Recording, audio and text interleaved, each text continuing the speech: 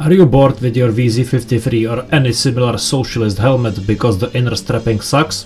I got a solution for you. Untighten the inside straps and pull it out. Take a little Dremel tool and cut the pins. Disclaimer, usually the inner layer of your helmet will be covered in very thin rubber for protection against weather. It will smell really bad when doing so. Once you cut them enough, take a screwdriver and pull the old strap webbing out entirely.